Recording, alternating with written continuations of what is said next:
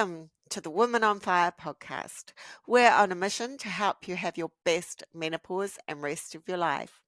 I'm your host, Jenna. I'm an integrative health menopause coach, and I've studied nutritional awareness, women's hormones through a functional medicine lens, and explored various modalities, including breathwork, mindset, and positive psychology. Join me and my guests as we discuss how to navigate the natural life transition of menopause and growing older, from waistlines, waning libidos, and what to wear now we're over 40. We discuss it all.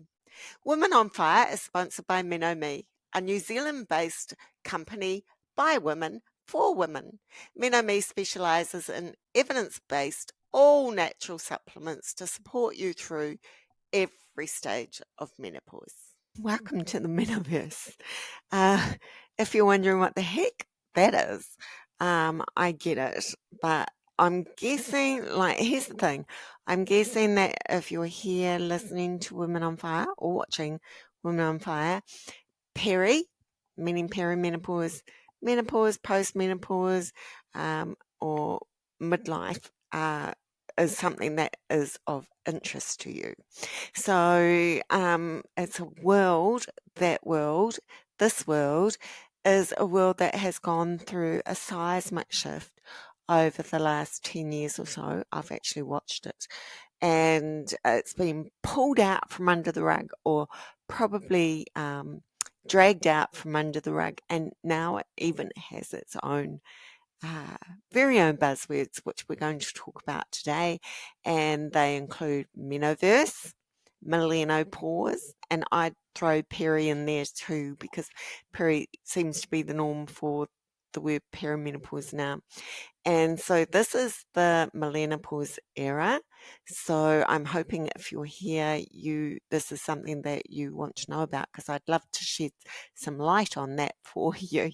And certainly if you are a Millennopause, you want and probably need to know more as well. So Menoverse refers to the menopause space, be that anywhere in media, social media, books, anything. It's talk and discussion about menopause. And Millennopause refers to the millennials that are beginning to enter peri.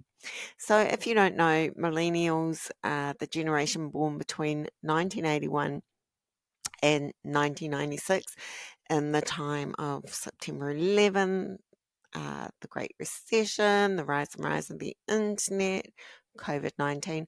All of these things have been big milestones in millennials' lives. And right now in 2024, millennials are aged 28 to 43 years old. If you're wondering, the generation before is Gen Xers, and they are currently in 2024 44 to 59 years old. So some of those will be in that perimenopause stage as well. So there are 1.8 billion millennials on the planet, and if you're an older millennial, chances are you are entering peri or are about to enter peri. And like I said just before, if you're a younger Gen Xer, you 44, 45, you're there too. So the first millennials hit 40 back in 2021. And I touched on it then, but there wasn't this huge Mexican wave in the metaverse that there is now. Like, it's a really hot topic conversation. There's a lot of stuff going on in the metaverse. So if you're listening to this and you're there, or you're an up and coming millennial, or you know someone who is, you should be aware. And this is not coming out as loudly at the moment, but you should be aware that changes can start happening as early as your mid-30s. Not in a big way, more subtle, but they can start beginning then. And I'm to be clear, I'm talking about average natural menopause here. I'm not talking about premature or surgical menopause or anything like that, because they are their own situations. But if you are a millennial or that younger end of the Gen Xers, you could be experiencing perimenopause woes. Not everybody does, but about 80% of us will. So these could be things like sleep disruption, anxiety, changes to your periods. They tend to be the first sign.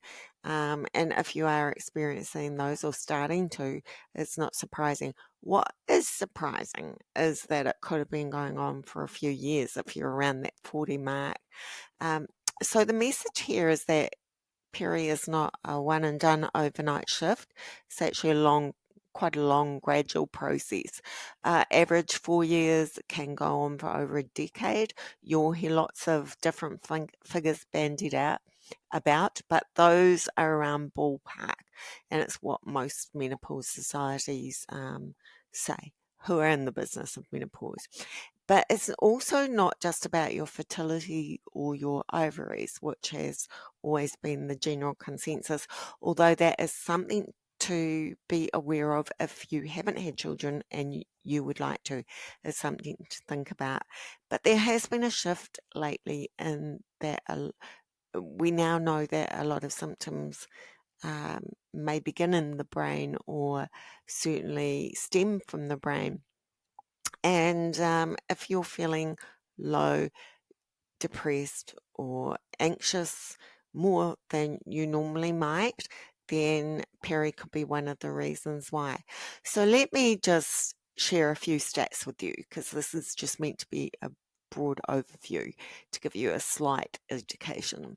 So Peri is the prelude to the big M, or menopause, which is the end of our fertile years. As Peri is also the time when most signs and symptoms occur, which is why most people don't realize what's happening when they're younger. The hormonal changes, as I said, can begin as early as your mid-30s, and that's when progesterone drops, and that's why it can be more difficult to get pregnant. Now, there are a whole host of hormones included in menopause, but estrogen and progesterone are major players. Progesterone is a hormone that helps us fall pregnant and it helps us hold a pregnancy. But the other thing is it's a very calming hormone, sometimes called nature's Valium. But it also helps us sleep. It also burns fat. It also supports our thyroid. In fact, our thyroid loves progesterone. So hyperactive thyroid or underactive thyroid can be quite common in perimenopause. So it's a really good time to get a full panel thyroid check, not just TSH, but a full panel.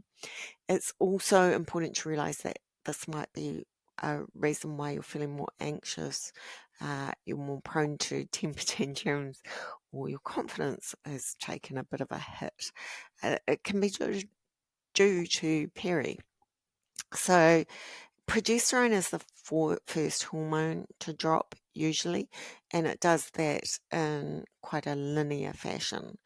Estrogen tends to decline a bit later, a fair bit later, but it doesn't do it as smoothly or as linearly as progesterone does. It tends to go a bit like a roller coaster. It goes high and low and it peaks and troughs, which can lead to quite chaotic menopause symptoms or perimenopause symptoms.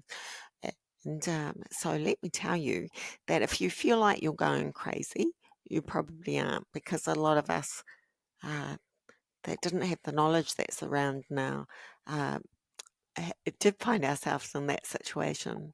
So as I say, that's just a very quick look at what can go on over a few years. And I just wanted you to know that it's not an overnight thing. It's quite a long progression. And if you recall, puberty was quite chaotic too, and that took a while as well. And so that's one reason why perimenopause or menopause is called our second puberty. And it makes sense because puberty is the beginning of our fertile years and menopause is the end of it.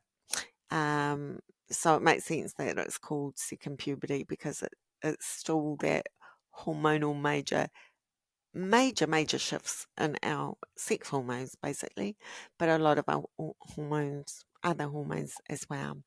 Um, and if you're a millennial and you're here, you're really lucky because those of us that went before you, like 10 or more years before you, if we weren't lucky enough to be one of those women that sail through, we quite often wonder what the heck had hit us. And that can be quite destructive to careers and relationships and things. But, historically, scientific studies, health studies, were done on men because apparently women were deemed too complex. And it was only in 1992 in America that it was deemed that women must be part of these studies. So, you know, we're in pretty early days on collecting data.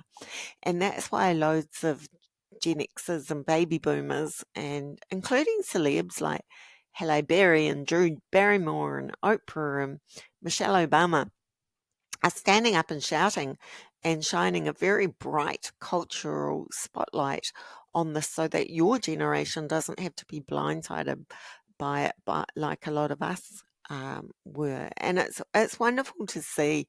And I witnessed this happening in breast cancer awareness too, that women are standing up and standing up to be counted, and they are blowing the lid right off this so that there is much more knowledge and awareness out there.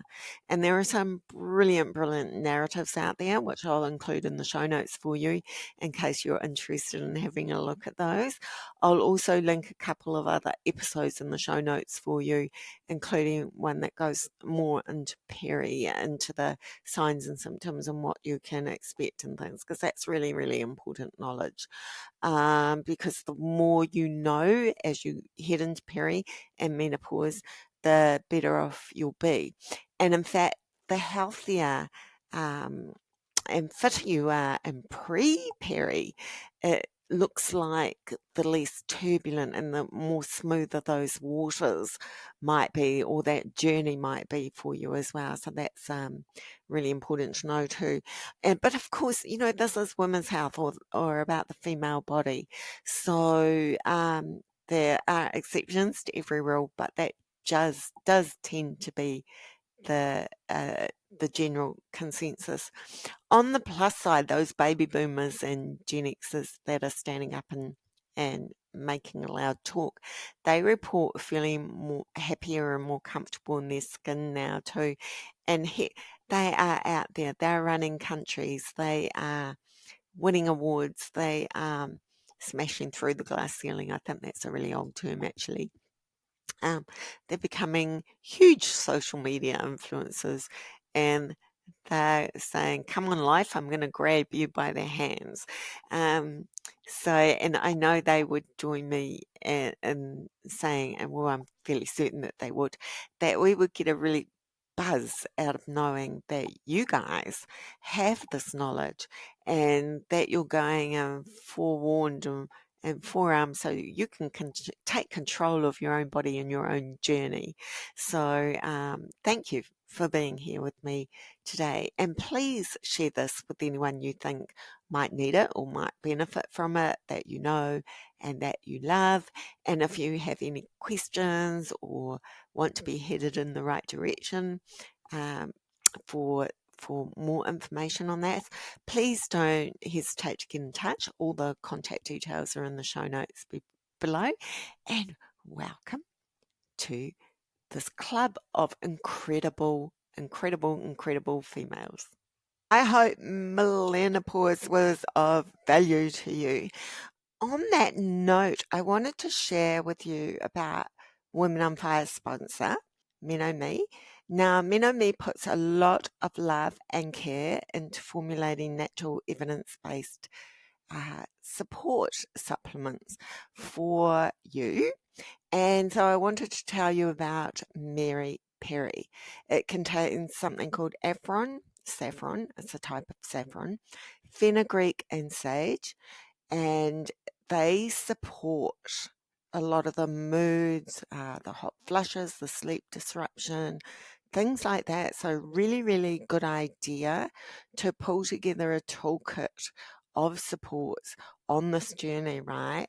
So to add Mary Peri to it would be great. I also wanted to mention gut health, because we now know that your gut health is very, very much part of this journey. The signs and symptoms of peri can cross over with unhealthy gut. So there's the estrogen actually has its very own microbiome family in there. I put a link to a webinar in there for you as well in the show notes. But MenoMe also has Happy Go Tummy to help you with your gut health, and that contains amazing ingredients as well, but it's a symbiotic, which means it's a combination prebiotic and probiotic, and you need both of those for best ever gut health. So I'm going to put a link in the show notes for Happy Go Tummy for you as well. Thank you for listening to this episode of Women on Fire. If you like what we share, please subscribe and give us a rating and or a review. In addition, visit our sponsor's YouTube channel at MenoMe 100, where you can subscribe and watch all of the interviews. That's the best way to support this podcast so we can continue to bring it to you. Thank you for your interest in midlife, menopause, and Women on Fire. Let's keep this